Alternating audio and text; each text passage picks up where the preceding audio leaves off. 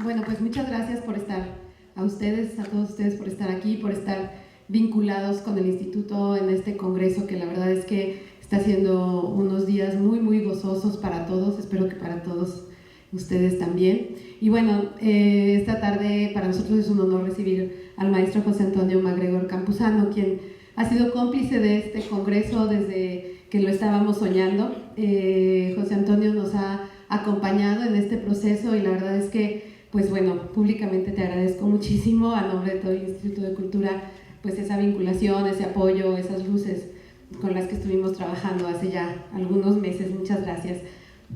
Aparte de ser cómplice en ese sentido, José Antonio es licenciado en Antropología Social y maestro de Desarrollo Rural, egresado de la Universidad Autónoma Metropolitana. Ambos grados los obtuvo en la UAM y obtuvo el Premio Nacional de Antropología Social Fray Bernardino Sahagún en 1985, otorgado por el Instituto Nacional de Antropología e Historia. Se ha desempeñado como docente en diversas universidades del país y del extranjero, entre ellas la Universidad Autónoma de Querétaro, la Universidad Autónoma de Nayarit, la Universidad de Coahuila, la Universidad Autónoma de Benito Juárez de Oaxaca y la Universidad Mayor de San Simón en Bolivia. Ha impartido múltiples conferencias, cursos y talleres a nivel nacional y en países como Nicaragua, Honduras, Guatemala, Costa Rica, El Salvador, Estados Unidos, Colombia, Bolivia, España, Brasil, Argentina, Ecuador, Uruguay, República Dominicana y Panamá. Un verdadero ciudadano del mundo. Ha publicado varios artículos en diferentes revistas y libros especializados, particularmente sobre temas vinculados con identidad y cultura, promoción cultural comunitaria, profesionalización de la cultura, de la gestión cultural, políticas culturales y culturas populares. Es promotor comunitario desde 1974 y trabajó desde 1990 hasta el año 2000 en la Dirección General de Culturas Populares de la antigua llamada Conaculta. Después fue director de Acción Regional desde 2001 a 2007 y fue director de Capacitación Cultural de la Dirección General de Vinculación Cultural de Conaculta, en donde impulsó la creación del Sistema Nacional de Capacitación y Profesionalización de Promotores y Gestores Culturales de México. En esa ocasión estuviste incluso dando cursos aquí en León, estamos hablando pues de hace ya unos cuantos añitos. Entonces conoce también José Antonio en la ciudad de León, el maestro MacGregor. Ha sido consultor de la UNESCO, asesor de la Alcaldía de Medellín e invitado frecuente a cursos, seminarios y encuentros en la Organización de Estados Iberoamericanos. Es presidente de Praxis Gestión Especializada AC y gerente general de Gestalia, Educación y Cultura SRL, desde donde impulsó proyectos de gestión cultural para la paz y de aprovechamiento comunitario de los espacios públicos para la reconstrucción del tejido social. En 2012 fue coordinador de la Licenciatura de Desarrollo Humano para la Sustentabilidad de la Universidad Autónoma de Querétaro.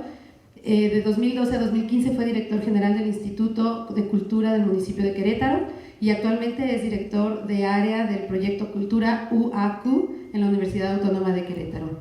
Pues bienvenido y muchas gracias por estar acá y la palabra es tuya. Muchas gracias, Katia. Muy buenas tardes, tengan todos ustedes.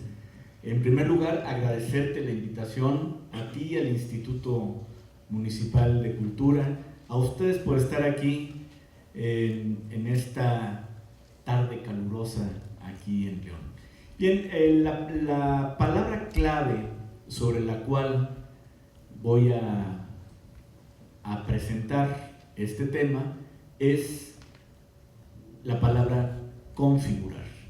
Vamos a hablar de qué es configurar, a qué me refiero con esto y particularmente cómo la educación artística puede jugar un papel muy importante en la configuración de identidades y del concepto de comunidad.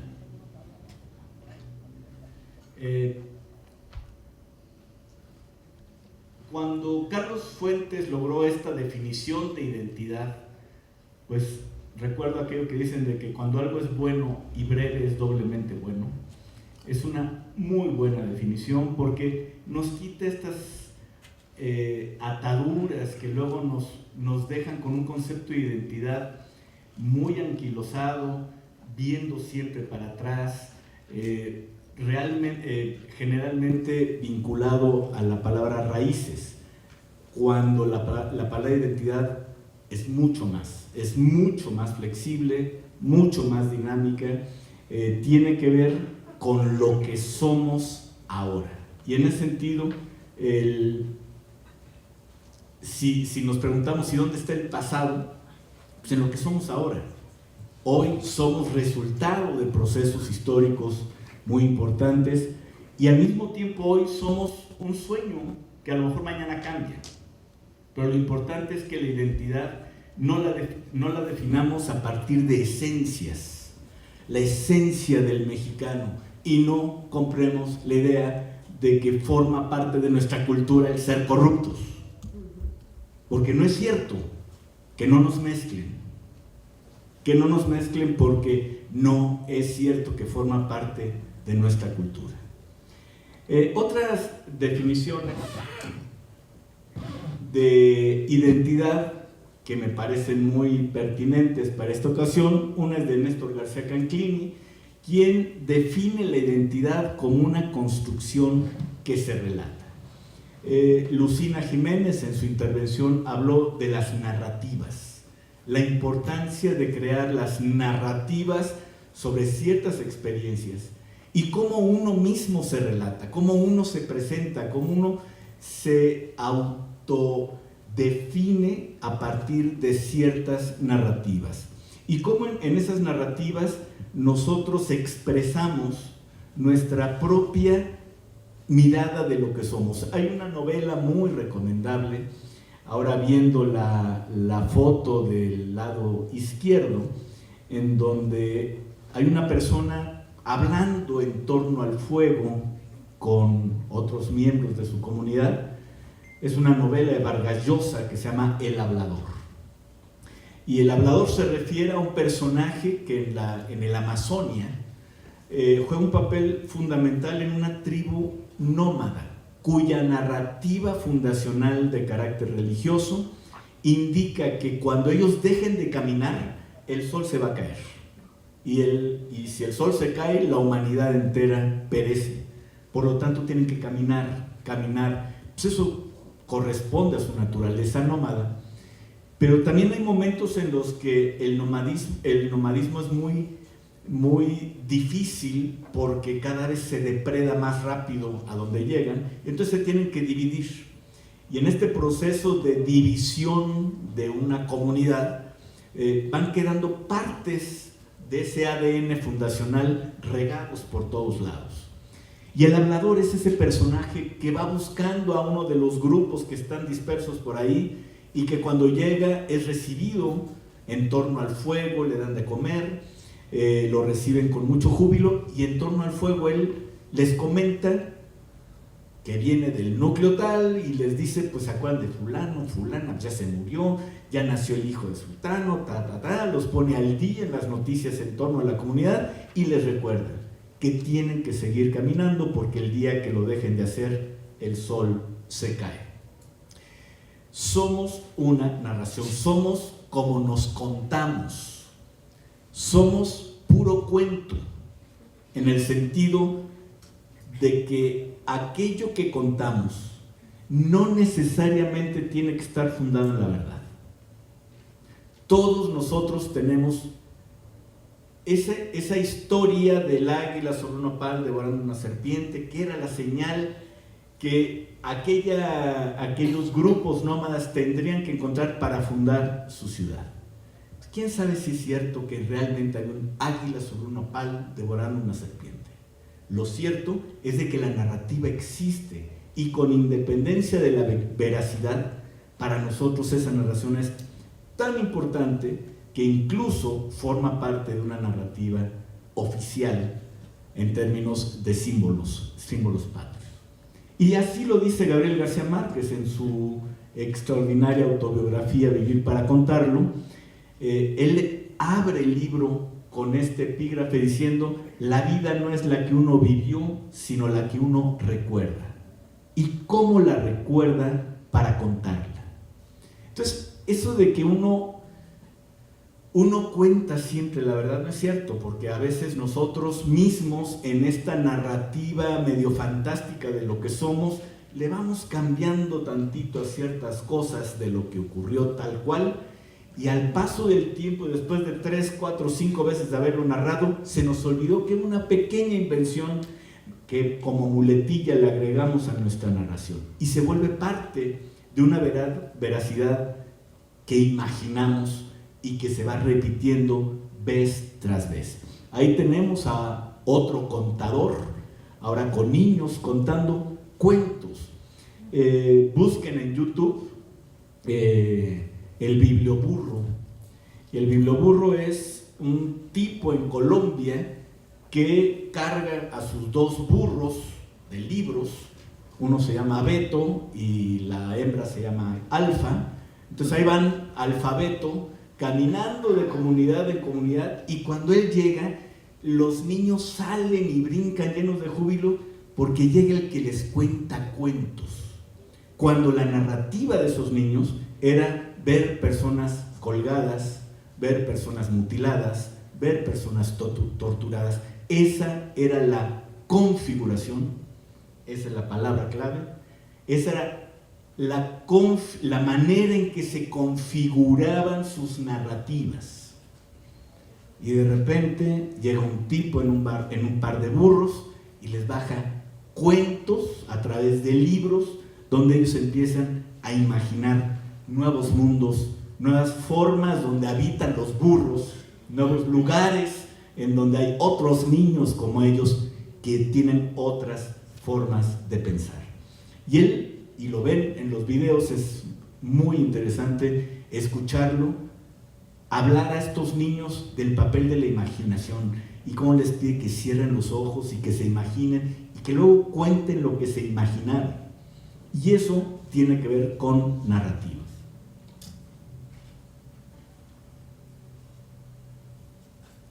La identidad, y esta es un rápido repaso al concepto básico de identidad como sentido de pertenencia, formar parte de una comunidad. Recuerden que como humanos, antes de humanos somos animales, y como animales somos mamíferos, como mamíferos somos territoriales, pero al mismo tiempo, de los mamíferos, fíjense, hay varios que a los pocos días de estar dependiendo de la madre, del alimento de la madre, de ahí el nombre, hay otros que a las semanas, incluso otros que hasta 2, 3 meses. Bueno, de los mamíferos, los humanos, a los 34 años todavía, ¿no? Pues ahora va a ser postdoctorado, bueno. Nos cuesta cada vez más trabajo salir de la madriguera, salir del ámbito paterno, pero lo importante es que el ser humano, a diferencia de otros mamíferos, si al ser parido fuese abandonado, no sobrevive. El ser humano es un mamífero particularmente sensible y dependiente en sus primeras etapas, de manera que tiene que vivir en sociedad. Es una condición sine qua non para garantizar la sobrevivencia, y en ese sentido, a veces, generalmente la familia, la primera comunidad donde el individuo empieza a sentirse parte de algo que va más allá de él. Vemos también cómo el concepto de identidad, al mismo tiempo que genera el sentido de pertenencia, genera el sentido de diferenciación. Es decir, yo soy yo según quien me pregunta. Yo puedo ser mexicano, o puedo ser queretano, o puedo ser chilango, según quien me pregunta y en qué contexto. Puedo ser joven o viejo, según quién es mi interlocutor. Y en ese sentido, nosotros como humanos no tenemos una identidad, sino un conjunto de identidades que, a manera de estos cristales, ¿cómo se llaman? Los caleidoscopios, se van moviendo y siendo los mismos, al moverse tantito son diferentes. ¿Qué es lo que los reconfigura? En principio, la otredad. Este sentido de otredad o de alteridad es importantísimo.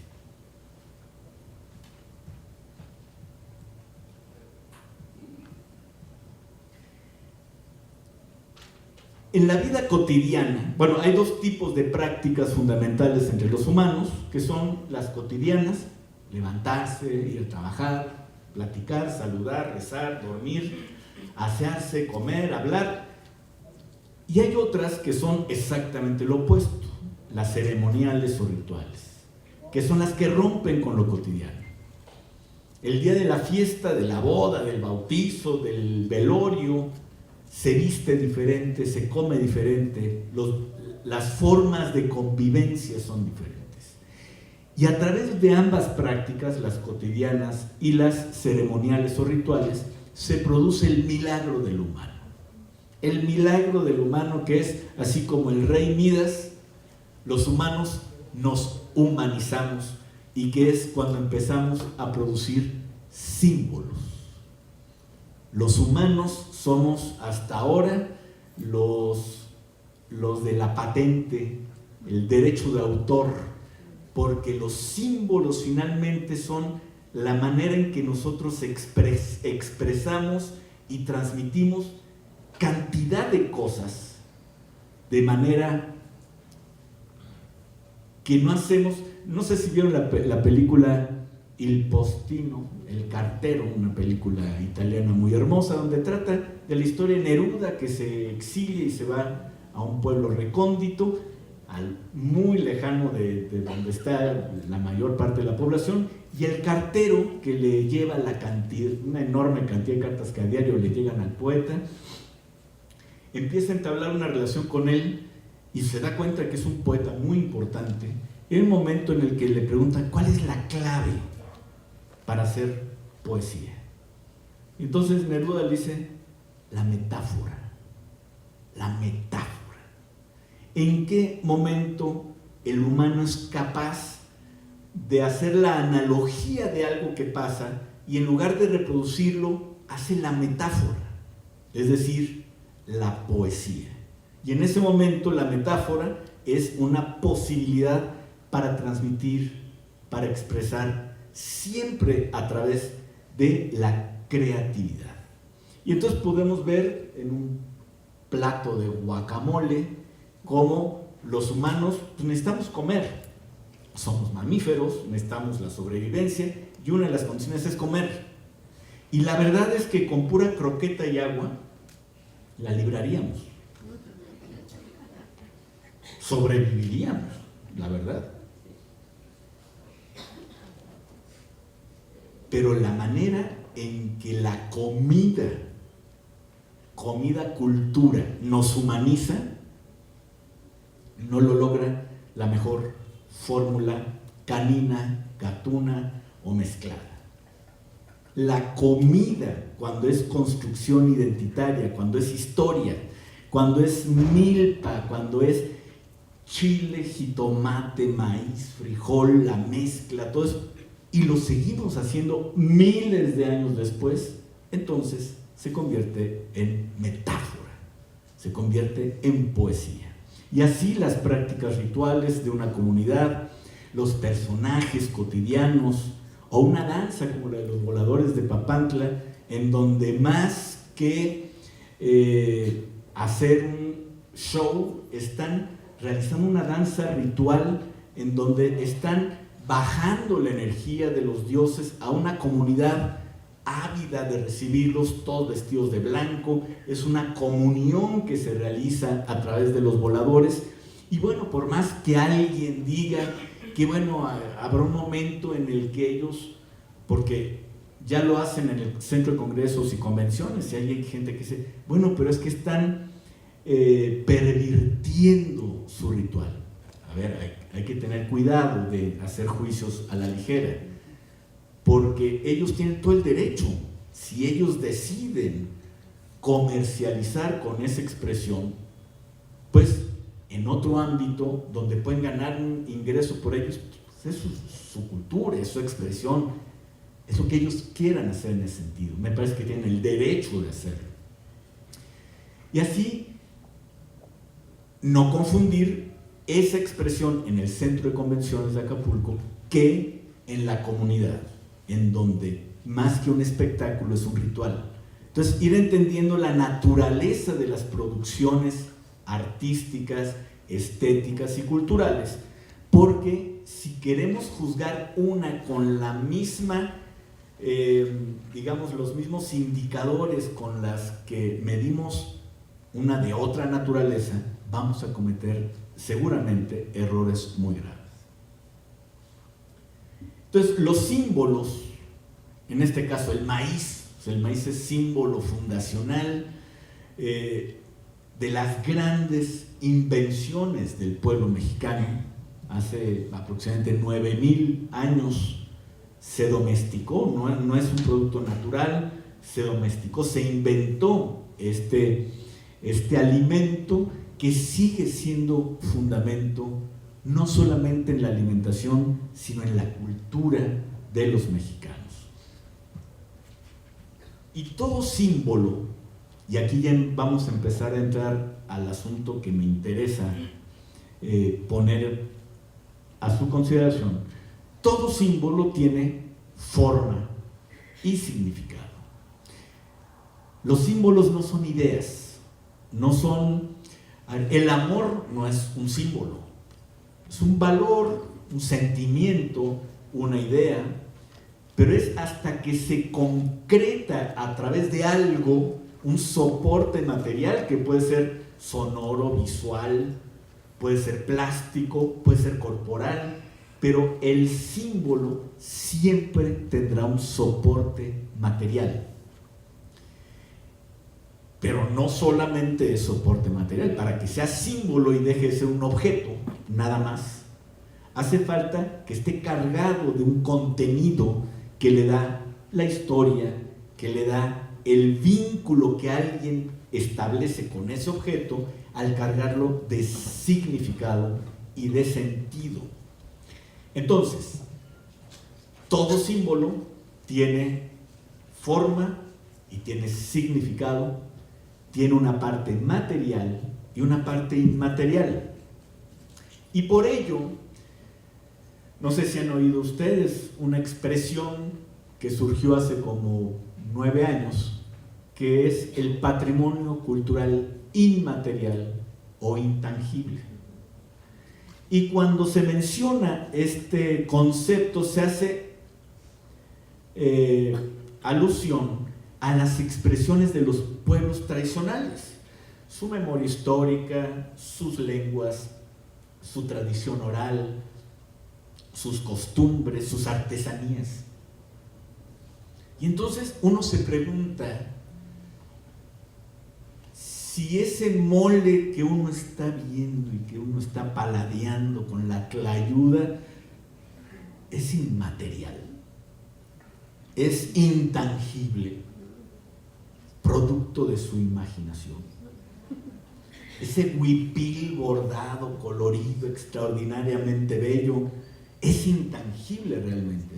Entonces ahí hay un ensayo que realicé hace algunos años, no voy a profundizar en esto, pero nada más lo menciono, en donde hay un cuestionamiento a este concepto, porque antes se hablaba de la diferencia entre las bellas artes y las culturas populares, las culturas indígenas, siempre haciendo alusión a estas como inferiores. Y bueno, yo lo que digo es, ahora ya no son inferiores, ahora nos las desaparecieron, son intangibles, inmateriales, de que estamos quitando una materialidad que es fundamental para entender la producción simbólica de cualquier pueblo. En otras palabras, no puede haber un patrimonio por allá que es material, otro por allá que es inmaterial, sino que todo patrimonio, por definición, por el hecho de estar construido a partir de símbolos, tiene un soporte material y al mismo tiempo una significación que puede variar, por supuesto. Hay procesos de resignificación, procesos de apropiación, procesos de resemantización, etcétera, pero finalmente son procesos en torno al objeto que son muy dinámicos, pero no pueden estar separados. De igual manera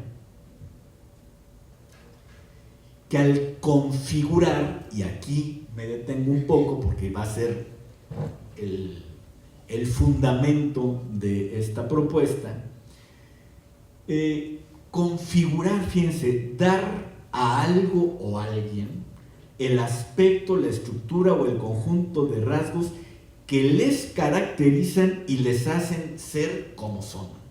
Es decir, al configurar estamos dando estructura a alguien o a algo que los hacen ser como son. Una expresión muy común es decir, las experiencias propias configuran nuestro modo de ser. El verbo configurar es aquel que va diseñando lo que somos. Pero también ahora es muy común el verbo configurar aplicado a la informática. Entonces ya para todos los teléfonos celulares, las computadoras, pues hay que configurar. Y cuando hablamos de configurar un ordenador, una computadora, un programa, etc., nos estamos refiriendo al sistema en el que debe funcionar y a los gustos o necesidades del usuario. Es decir, hay configuraciones personalizadas. Entonces, primero recordamos un poco a qué nos estamos refiriendo cuando hablamos de configurar en dos acepciones que finalmente es la misma. Y luego nos vamos a esta idea de que el patrimonio cultural tiene un soporte material y uno inmaterial. Al mismo tiempo, uno sin el otro no funcionan. Por ejemplo, cuando hablamos de un hardware, un aparato de estos, son fierros que nos permiten o que nos van a permitir realizar ciertas funciones siempre y cuando tengamos la otra parte, la intangible, la inmaterial.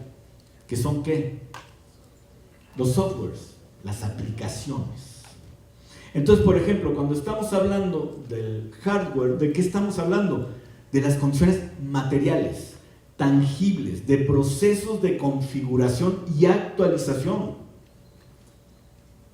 Habrá un momento en el que después de ciertos años ya los softwares ya se desarrollaron tanto que el hardware ya no es capaz de retenerlos y de hacerlos funcionar simultáneamente.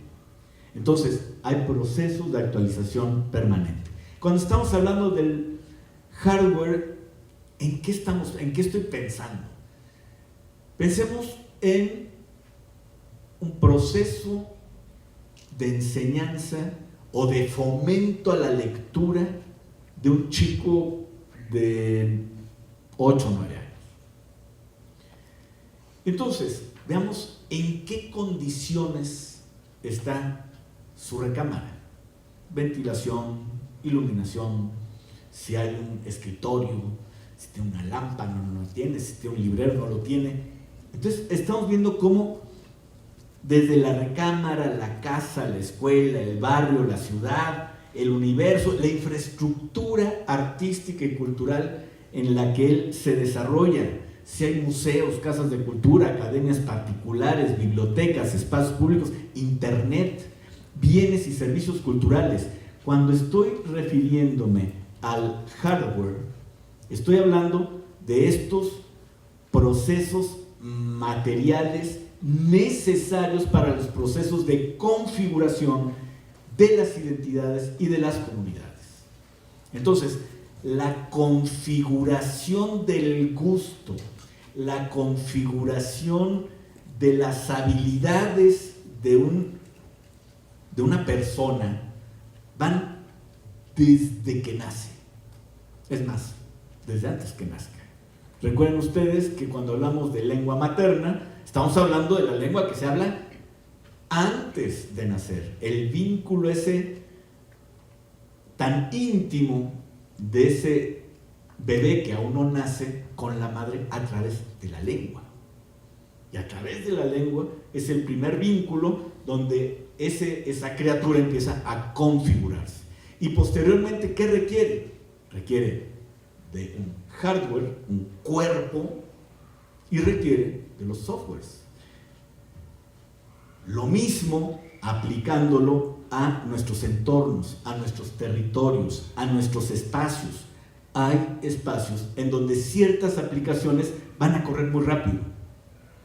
Hay otros espacios en donde ciertas aplicaciones se dificultarán, lo cual no quiere decir que no se puedan desarrollar. Aún en las condiciones más adversas, una persona con un hardware o condiciones materiales complicadas puede desarrollar ciertas aplicaciones, pero ciertamente será esa condición la que le va a favorecer o no ciertas habilidades y ciertas competencias, porque vamos a concluir hablando de las competencias artísticas. Cuando hablamos de los softwares, eso que no se ve, que es el intangible, que es la parte con la que nos configuramos, las aplicaciones que antes de que nosotros decidamos, nuestros padres van decidiendo por nosotros.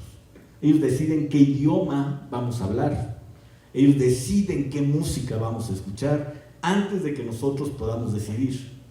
Y en este proceso va llegando un momento en el que nuestras configuraciones no son muy compatibles con otras, pero también hay un momento en el que nosotros vamos a empezar a encontrar las propias aplicaciones con las que nosotros empezamos a decidir cómo configurarnos. Cuando estamos hablando de estas aplicaciones, ¿de qué estamos hablando? Estamos hablando de los procesos de educación, la recreación, la religión, la política, los medios de comunicación, la lectura, la experimentación, las disciplinas artísticas, los consumos culturales, el capital simbólico, la configuración del gusto, la atmósfera cultural, los procesos reales de convivencia y socialización.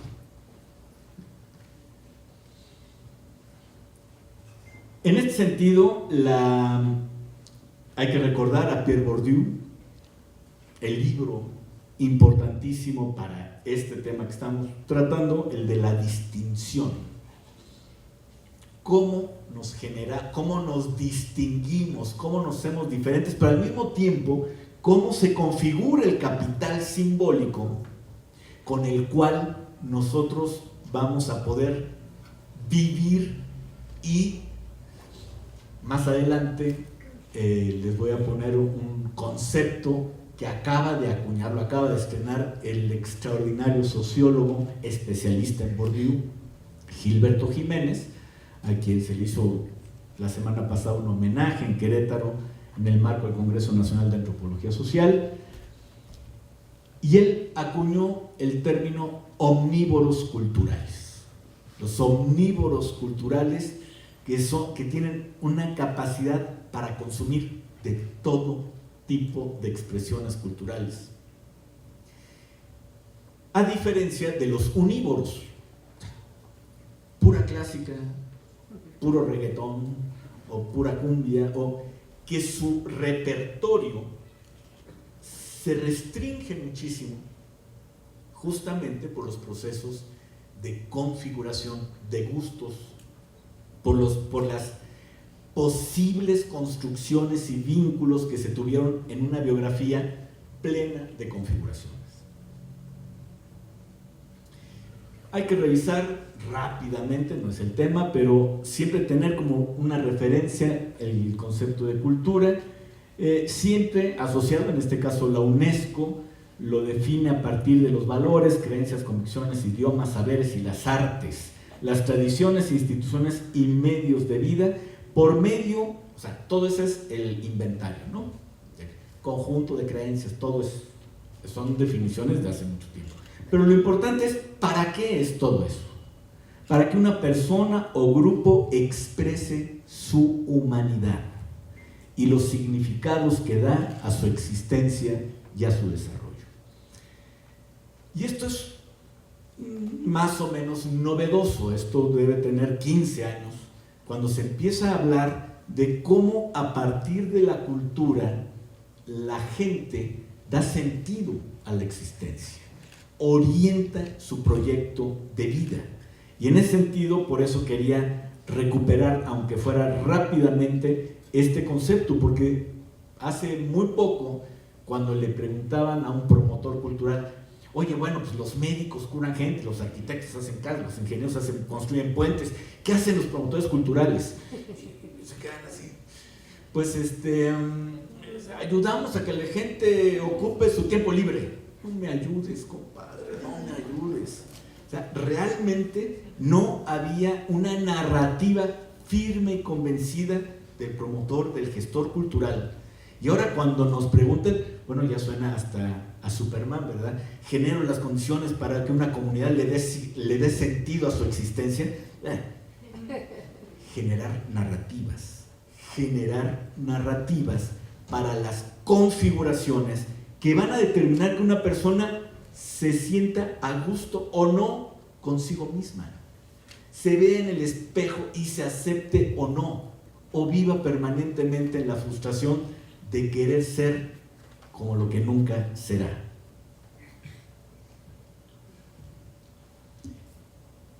Y en la configuración, fíjense cómo hay un proceso recíproco dialéctico de configuración de las identidades individuales, colectivas y la configuración de la cultura, al mismo tiempo que la cultura configura las identidades. Gilberto Jiménez diría: la cultura condiciona, pero no determina. Y ese condiciona tiene que ver con lo que estamos hablando ahorita. Entendiendo a la cultura como este símbolo que va interactuando con otro, se va haciendo más complejo, se va constituyendo en sistema, el sistema complejo en el cual todos estos elementos que son diferentes interactúan con un rumbo que le da una sociedad a partir de su imaginario, de su memoria, de la construcción de sus identidades. Entonces vemos cómo hay sistemas que son particularmente importantes. Ni son los únicos, pero simplemente puse a manera enunciativa algunos sistemas que son fundamentales para comprendernos en términos culturales. La lengua, ustedes recuerden nada más la revolución lingüística, cuando Saussure decía, bueno, se dice que los humanos hablamos como pensamos. Pienso, luego hablo. Bueno, no siempre, pero más o menos. Idealmente. Pero la revolución lingüística es cuando dice, no, más aún, los humanos pensamos como hablamos. O sea, el lenguaje como configurador del pensamiento. Y por eso, en el mundo del urbano, toda la realidad es nombrada. El lenguaje crea realidades. La realidad humana es una creación del lenguaje. Vivimos en estos tiempos y cada vez atestiguamos más el caso de personas que padecen una enfermedad brutal. Y esa enfermedad, dicen los especialistas, sobre todo los comunicólogos, que es la enfermedad más deshumanizante. Deshumanizante, ¿qué quiere decir? Que nos quita la humanidad. ¿Cómo se construye la humanidad? Pues a partir de una computadora vacía, sin nada, que una vez que empezamos a configurar, empezamos primero pues, con la paquetería básica que ya tiene incorporada, y luego empezamos a bajar aquellos que de acuerdo a nuestras necesidades o nuestros gustos vamos aplicando, vamos instalando. Toda nuestra biografía es sobre una memoria dada, ir bajando aplicaciones, abriendo archivos o abriendo carpetas donde metemos archivos que vamos ordenando para utilizar. Hay veces que abrimos un archivo y ahí lo dejamos y no lo volvemos a usar. Hay archivos que permanentemente estamos revisando. De repente, y esto va para los tradicionalistas a ultranza, se nos viene una ventanita que dice, existe una nueva versión de este software. ¿Desea instalarlo? Hay gente que dice, no, Yo quiero mi PowerPoint 85, el original, el auténtico, el único. Y sí, está en todo su derecho de no cambiar. El problema que va a tener es cuando quiera mandar un archivo a otra persona o cuando reciba un archivo de otra persona. No va a poder descifrar, no va a poder decodificar esos archivos. Toda nuestra biografía es bajar archivos, ordenar archivos, estar actualizando softwares, desinstalándolos. Este no lo uso desde hace un año y nada me está quitando memoria, entonces lo desinstalo. Y así, toda la vida es ese proceso. Y de repente, a ciertas personas se les aparece un hacker y empieza a borrar los archivos. Todos los archivos, las fotografías, ¿cómo las fotos? Y ya acabó con las fotografías y ahora va para la música que fui guardando a lo largo de toda mi vida. La música que va asociada a mis relaciones amorosas, a mis hijos, a mi nieto, a mis padres. Se empieza a borrar y a borrar. Todos mis textos, mis cartas, toda mi memoria se empieza a borrar. ¿Cómo se llama esa enfermedad? El Alzheimer. El Alzheimer, que va borrando todos los archivos hasta que, bueno, y dicen que lo peor del Alzheimer no es para el que lo sufre, sino para las personas que lo rodean. Porque él va perdiendo su humanidad, porque la humanidad la fue creando a partir de su memoria. Cuando esa memoria es devastada, entonces empieza a perder esa humanidad que lo lleva finalmente a una muerte en la cual el cerebro ya ni siquiera recuerda cómo respirar. Entonces, ¿se imaginan ustedes un pueblo con Alzheimer? Un pueblo sin memoria, un pueblo que no recuerda los nombres de las personas que lo fundaron, que no recuerda los referentes básicos, los referentes que son norte, sur, oriente, poniente. ¿Dónde están? ¿Cómo caminar mis calles de manera que tengan un significado para mí? ¿Cómo relacionarme con las personas de mis calles de manera que eso le dé un sentido al que yo esté aquí? Y entonces hablemos de la cosmovisión, y la cosmovisión es como, ¿se acuerdan ese refrán que dice nada es verdad, nada es mentira, todo depende del cristal con que se mira?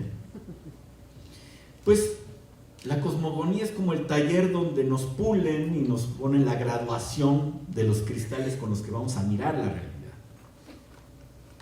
Y esos cristales pasan por la sección de memoria, por la sección de lengua, por la sección de tradiciones, de artes, y finalmente nos ponemos esos cristales con los que miramos la realidad de manera diferente a cualquier otro.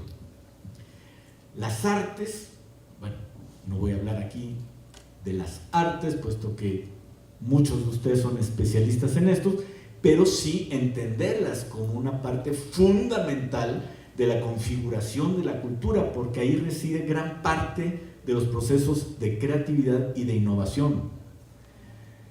Habrá que decir también que en este proceso de tradición, innovación, donde muchos se peleaban, ¿no? Que hay que apoyar, hay que trabajar sobre nuestras raíces. No, las raíces nada más nos detienen, hay que trabajar la innovación.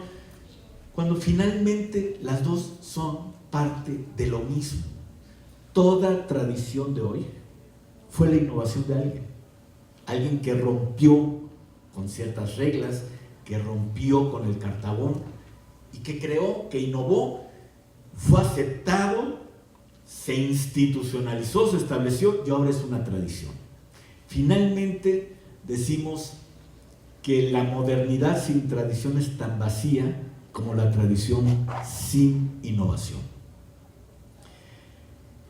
La vida cotidiana, la que todos nosotros cuando nos levantamos, levántate, arréglate, desayuna, vete a trabajar, vete a la escuela. Esa vida cotidiana que hace que personas como ustedes, yo los veo como héroes, acabando de comer a las 4 de la tarde con este calor, caminar, ir a una conferencia, de héroes, mis respetos, la verdad.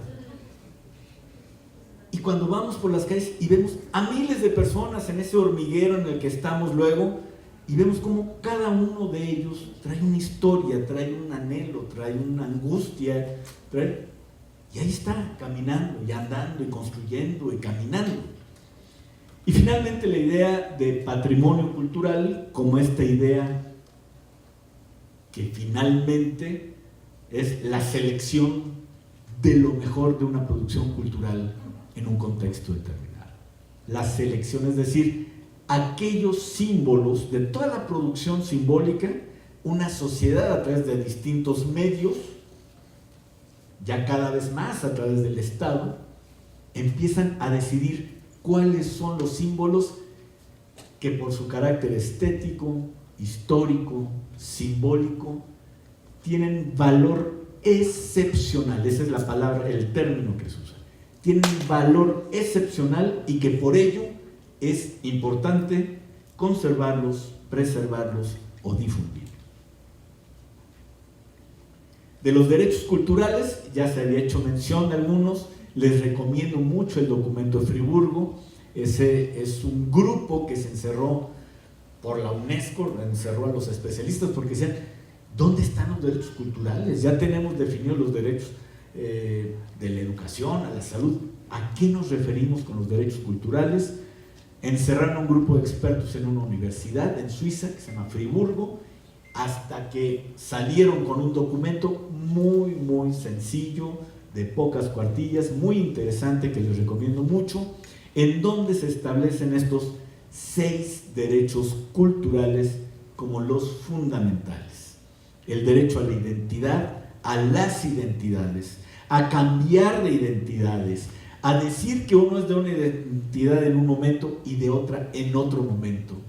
Es decir, es muy, muy interesante leer este documento, los derechos culturales de Friburgo, por la forma en la que se refiere al derecho de las personas a decidir la vida que quieran llevar. Tan solo se los comento porque en el cuarto, pues evidentemente se refiere a la educación artística, a la formación cultural como un derecho cultural. La educación artística es un derecho cultural fundamental de todos los seres humanos.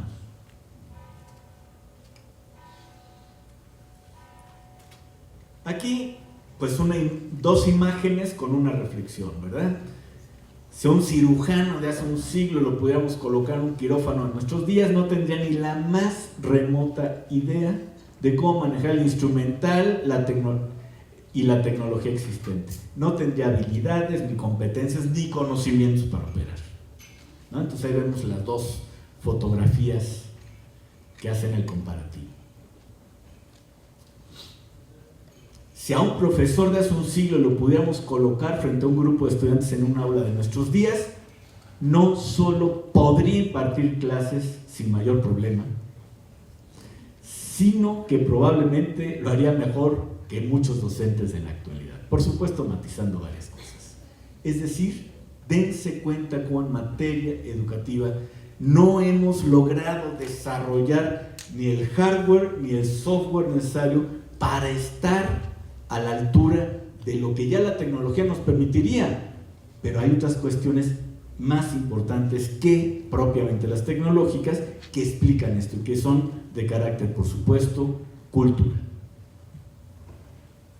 Aquí vamos hablando ya del arte, son algunas definiciones que pueden ir rápidamente revisando. Yo le voy a dejar a los organizadores mi presentación para que los que estén interesados luego dar una repasada, pero aquí lo que nos interesa es ver al arte como un componente de la cultura para la transmisión de ideas y valores inherentes a cualquier cultura humana y a lo largo del espacio. desde la antropología se ha visto la evolución del arte. De hecho, se habla de 3 momentos fundacionales para la creación del humano que tienen que ver con la aparición del fuego, de la lengua y del arte, con figuras que aparecen ahí de miles y miles de años, en donde ya los humanos tenían la noción, esos primeros humanos, de la escultura. Entonces aquí vemos cómo desde el Homo sapiens el arte ha ido transitando de funciones de lo ritual, lo mágico, lo religioso, y cómo ha ido cambiando a partir de los componentes estéticos, la función social, pedagógica, mercantil o simplemente ornamental. Y ahora sí, hablando de educación artística, hablando de los procesos de configuración, los procesos de instalación de aplicaciones para poderse mover con mayor velocidad, con mayor significación, con mayor asertividad, con mayores probabilidades para descifrar cada vez más diversos lenguajes.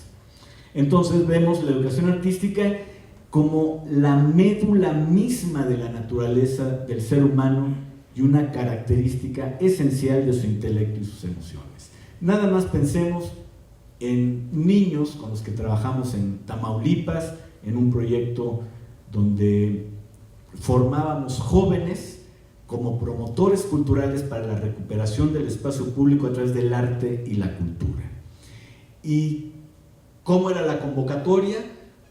Pues ir a las casas para decir, vamos a tomar la plaza, vamos a tomar el jardín con arte y cultura, que la gente confiara, porque finalmente ya no salía a la calle, ya no salía al espacio público por la enorme violencia que se vive en Tamaulipas, y sin embargo el arte era capaz de convocar a la gente, y cómo a partir de ese vínculo, pues las narrativas se abren para mucha gente que no tiene ese abanico de posibilidades para optar y para ir formando lo que va a ser su visión del mundo. Nada más para que se den una idea, en un pequeño tallercito de lecturas de cuentos, a la hora que estábamos evaluando al terminar la jornada, la chica que estuvo contando cuentos nos decía, llorando, decía,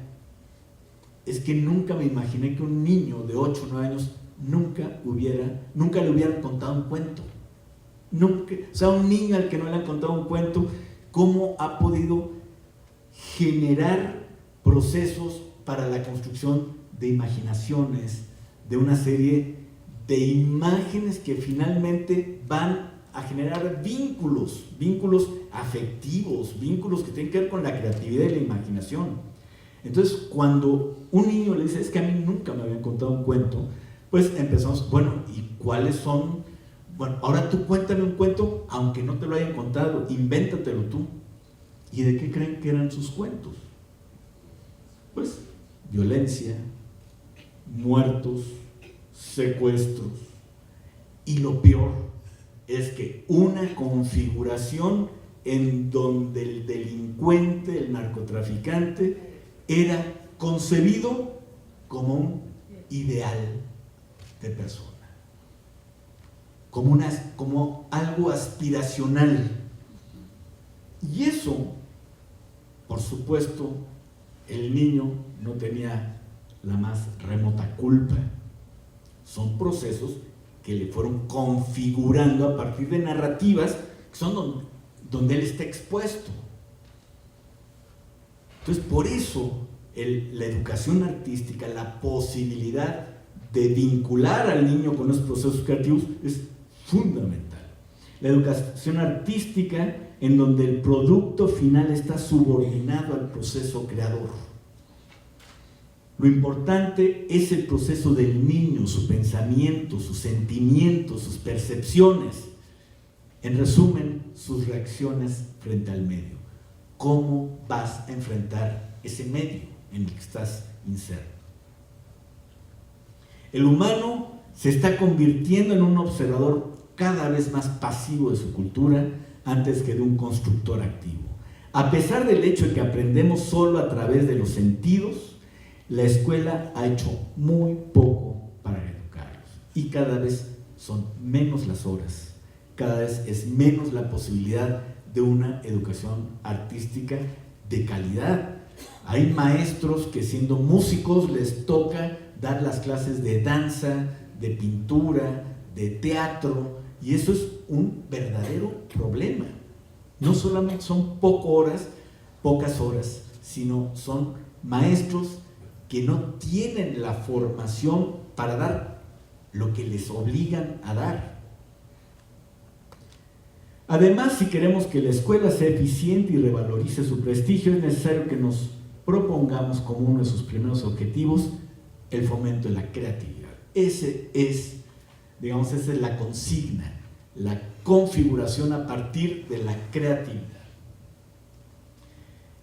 Enseñar arte en la escuela es alfabetizar estéticamente, es desarrollar la competencia estético-expresiva con tiempo, paciencia, trabajo sistemático, integrando conceptos, haceres y actitudes que permitan producir y comprender mensajes estéticos desde diferentes lenguajes artísticos, como un modo de posibilitar un desarrollo más integral. Como decía Gilberto Jiménez, ya les adelantaba, formar omnívoros culturales con mayor capacidad para descifrar códigos y lenguajes artísticos, estos procesos de ampliación del gusto, que una persona que aprecia cada vez más formas de hacer música, de hacer danza, de hacer teatro, es una persona que puede descifrar más lenguajes y por lo tanto puede interactuar de una manera mucho más creativa y deliciosa con el entorno donde habita. Los beneficios de la educación artística en primaria son innumerables y van desde fortalecer autoestima, estimular creatividad, aprender infinidad de valores que no se aprenden con las materias normales. Las normales, entrecomillado. A través del arte un niño aprende mejor y más rápido. Hay muchas evidencias de ello. Nosotros en Querétaro trabajamos en las zonas de mayor violencia de la ciudad, la creación de células corales. Y estas células de repente se configuran en un coro muy grande y tienen su trabajo, por un lado como célula, por otro lado como coro. Cuando trabajan como coro, donde se presentan hay llenos impresionantes porque van todas las familias, porque el niño es el orgullo del barrio.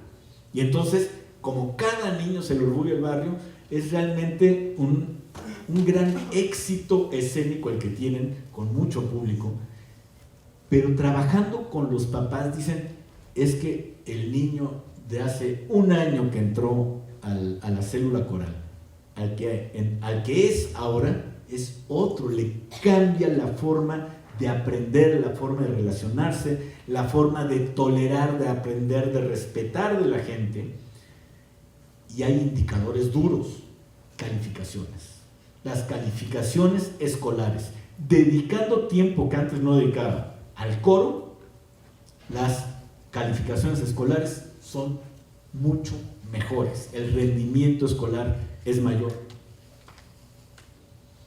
Liliana, que estuvo ayer con ustedes, comentó en una ocasión, porque su especialidad es la construcción de ciudadanía. Y entonces, platicando con ella, me quedó esta idea que me compartió y que quería mostrar el día de hoy. Dice, sobre la formación de ciudadanía, la escuela siempre ha existido como espacio de socialización. Con la modernización, la escuela se ha convertido más en un espacio para competir que para convivir. Forman sujetos económicos más que sujetos sociales. Buscan sacar las mejores calificaciones sobre sus iguales. Quitan civismo y las artes. No pueden construir espacios de participación y ello dificulta la aspiración de construir futuros posibles. nuevamente cómo estamos configurando a los niños en las escuelas. Aquí hablamos de el nivel, cómo el nivel que tiene un individuo en comprensión de las artes depende de la interacción que haya tenido con este dominio. De modo que si queremos mejorar la comprensión artística debemos alentarle para que se involucre más en este tema.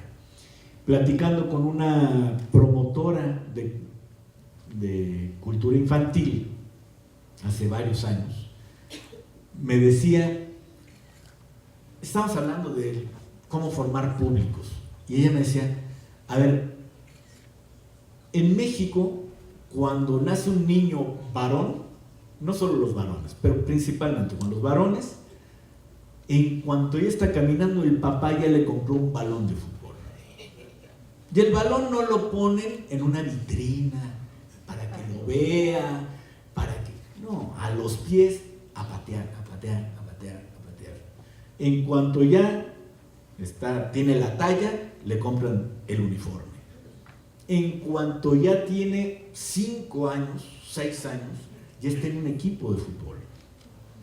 Y para eso ya sabe las reglas, las dimensiones de la cancha, pues que hay que meter un gol, que no puede meter la mano, etc. Ya sabe los fundamentos de eso.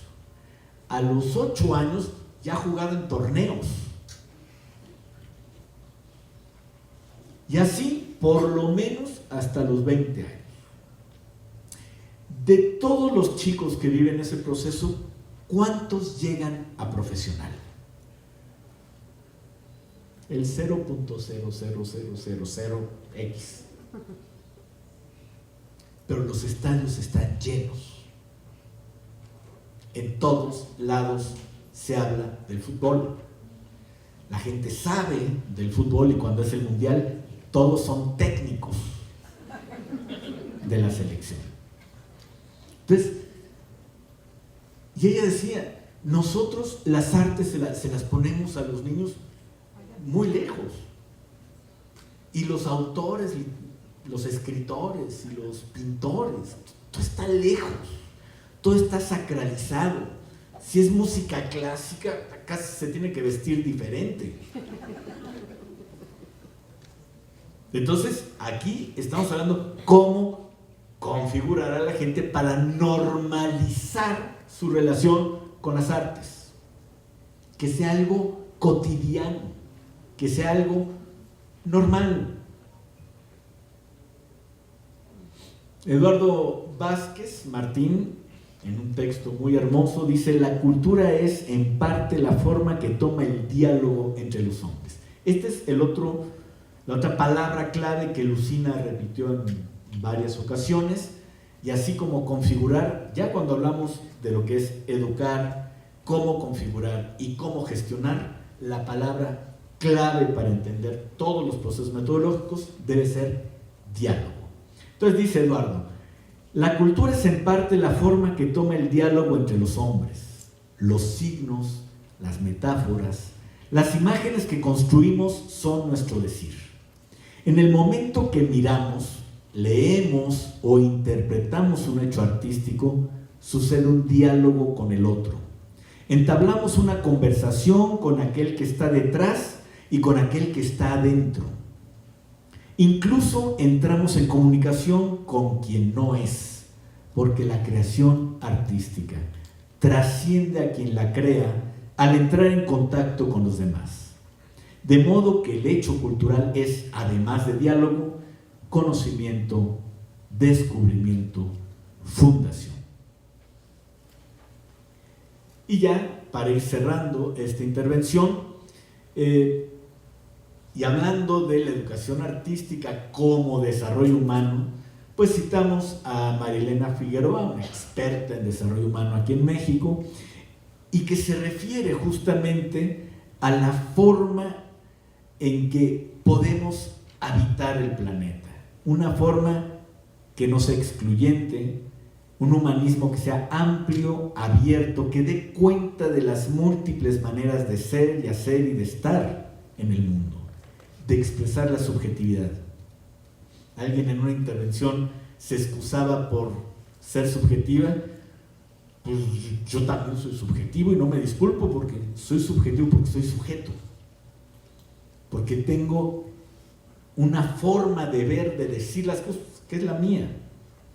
La forma en que podemos crear comunidad, inventar, imaginar y buscar sentido haciendo culto. Y ya la competencia artística y cultural, que son las que ustedes deben conocer, son fundamentalmente estas 4: apreciar y comprender los lenguajes de las manifestaciones artísticas, disfrutar el arte como lenguaje para comunicar, valorar la riqueza de las manifestaciones y contribuir a la preservación, participar activa y plenamente en el mundo del arte, no solo como espectador, sino también como creador. Sobre la interculturalidad, a la que también Lucina hizo muchas referencias, nosotros pues la vemos como ese espacio de intersección entre dos conjuntos distintos que, sin dejar de ser ellos mismos, crean espacios para compartir elementos. La diferencia en la teoría de conjuntos es que entre A y B la intersección solamente puede contener elementos A y B. En la interculturalidad, un creador de la cultura A con un creador de la cultura B en un diálogo en ciertas condiciones puede generar una cultura o elementos culturales C. Y a eso invita la UNESCO, justamente en sus últimos documentos. A lo que invita es al fomento de los diálogos interculturales. Esto que en estas 2 palabras pues nos genera un concepto muy complejo, muy vasto y muy rico para trabajar: diálogos interculturales.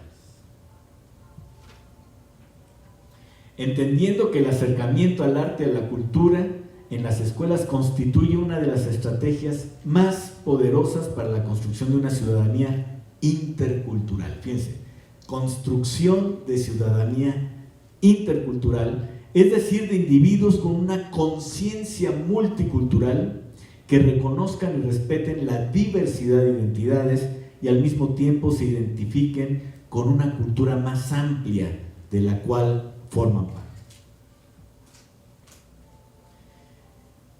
Las últimas noticias son que desapareció Conaculta y se creó la Secretaría de Cultura.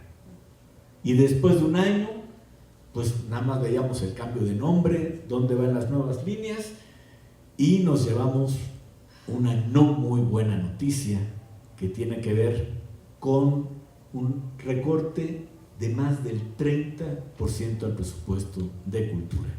Y antes de concluir, quería poner sobre la mesa si estamos ante un cambio de paradigma, porque finalmente Clemente Castañeda afirma recientemente que la apuesta por una política cultural es siempre una apuesta a largo plazo. Y eso lo tenemos que entender quienes nos dedicamos a esto. Son apuestas a largo plazo, porque se orienta a la construcción de una ciudadanía incluyente, humana y fortalecida en sus lazos comunitarios. La apuesta de la política cultural es tener ciudadanos reflexivos y conscientes de ciudadanía.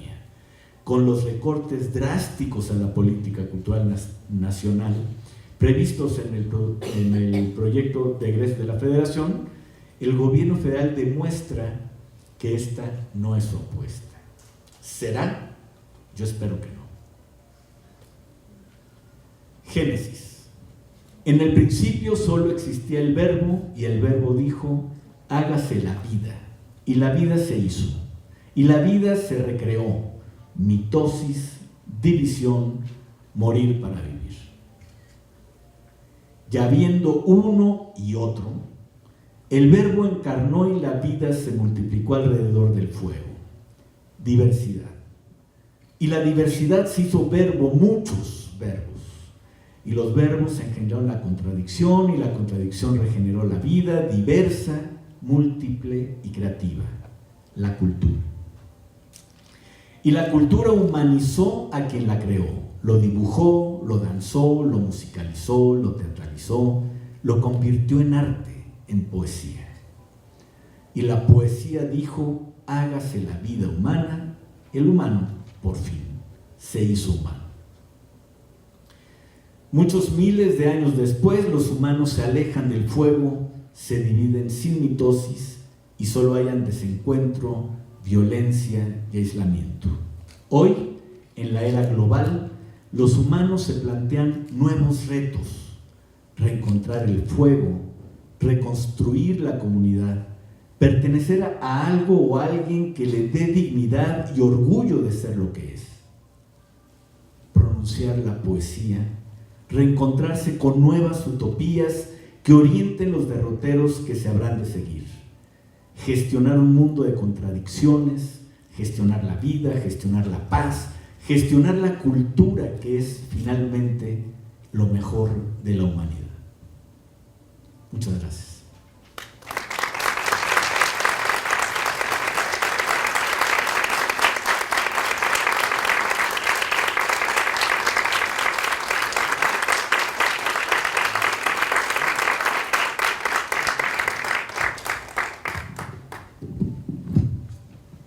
Muchas gracias, maestro MacGregor. Y me gustaría ceder el espacio a algunas preguntas que tuvieran nuestros asistentes.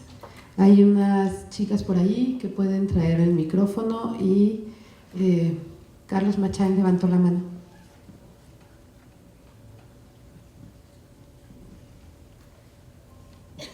¿Le pueden llevar un micro a Carlos? ¿O Carlos?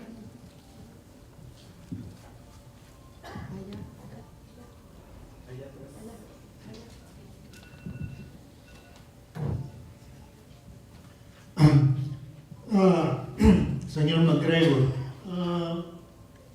bueno, en toda esta discusión, todo este acervo de conocimiento en el que hemos estado siendo ampliamente alimentados, bueno, o sea, yo me cuestiono dentro de la voz popular, dentro de los diálogos que se viven día con día, cotidianamente con la gente, etcétera. En el internet, todo esto me lleva a preguntarme realmente, ¿hay un poder oscuro que de alguna manera trata de evitar que podamos llegar a esta unión como seres humanos, precisamente, que es la cultura, en este caso la manera en que nos une? Que este poder oscuro precisamente trata de hacer lo contrario, o sea, tratar de dividirnos para poder controlarnos y de ahí explotarnos como esclavos de lo que muchos de los medios pues de alguna manera nos están pintando, ¿no? O sea, ver de qué manera pueden explotarnos y tratar de sacar lo mejor para intereses muy oscuros, muy personalistas, muy egoístas, ¿no? Vamos, el ejemplo ahorita, por ejemplo, lo que está sucediendo en Estados Unidos con los indios Lakota, acerca de pasar una pipa de petróleo a través del río y quitarles sus tierras sagradas, ¿no? Entonces todo esto, aunado a lo que está pasando en otras partes del mundo, pues es parte de esto mismo, ¿no? Pero entonces esto de lo que hemos estado hablando es como esa chispa de esperanza, pero entonces es decir, ¿de qué manera podemos unificar para contrarrestar todo esto que se nos está presentando, ¿no? Muchas gracias, además tu ejemplo es formidable.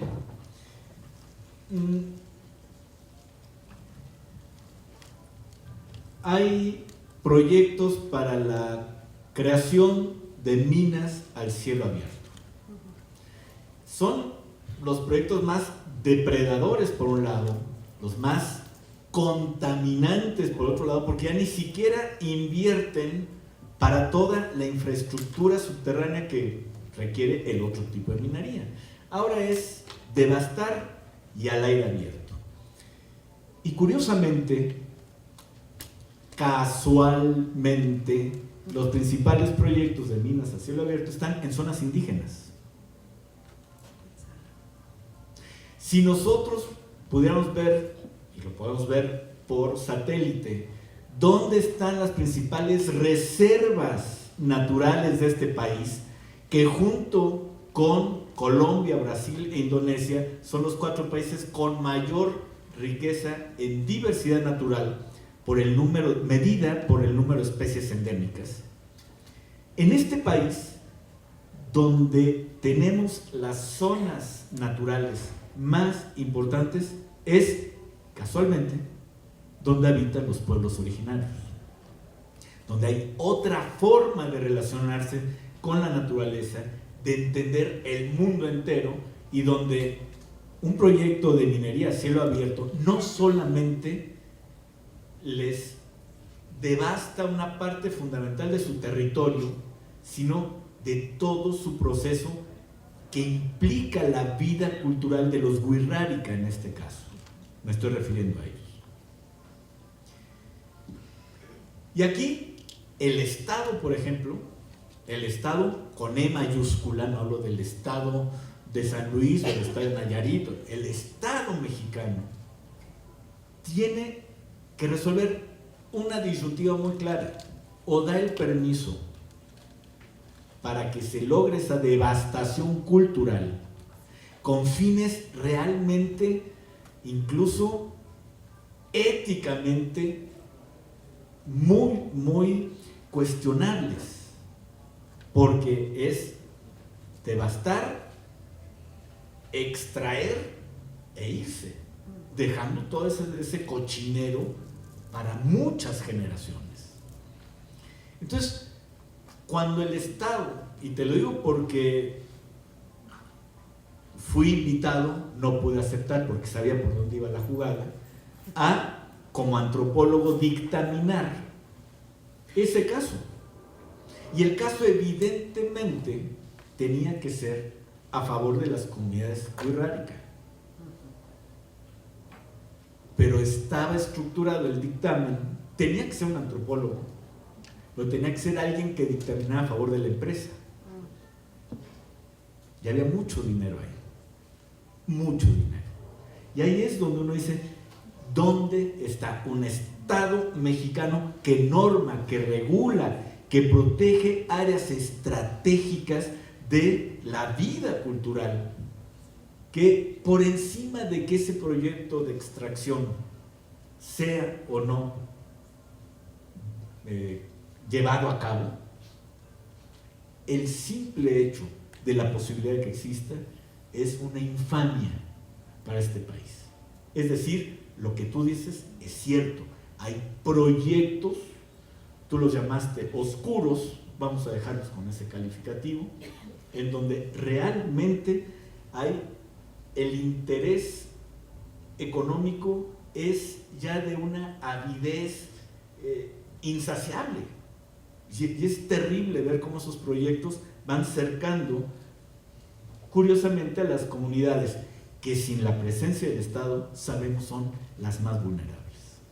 Y yo creo que ahí es donde entra la contradicción en un país en donde hasta los políticos se llenan la boca hablando de nuestras raíces, que son la riqueza cultural, porque nuestros pueblos indígenas, sí, pero los indígenas muertos, los que hicieron las pirámides, porque los vivos realmente viven en las peores condiciones en todos los aspectos. Entonces, por ahí es que yo digo, al Estado mexicano le corresponde un papel en la preservación, ya no solo del medio ambiente, sino de la cultura, que para los huicholes no están separadas.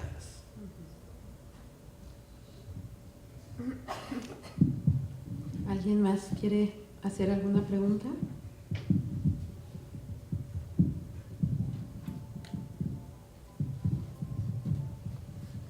Muy bien, muchas gracias.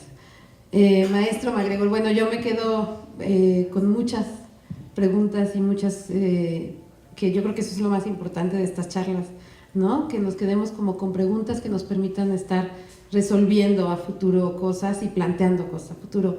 Y me quedo con esta reflexión sobre quiénes son los promotores culturales, ¿no? Decías que, bueno, los ingenieros construyen puentes y tenemos como todo este esquema, pues, ¿no? Y yo creo que los promotores culturales justamente construimos puentes entre seres humanos, generamos hogares entre donde habitamos, nos alimentamos de símbolos permanentemente, construimos sistemas que nos permiten vincularnos también, visibilizamos rutas y generamos campos que propician omnívoros culturales. ¿Quiénes son estos promotores culturales? Y bueno, creo que somos todos y todas y estamos aquí. Muy buenas tardes. Gracias.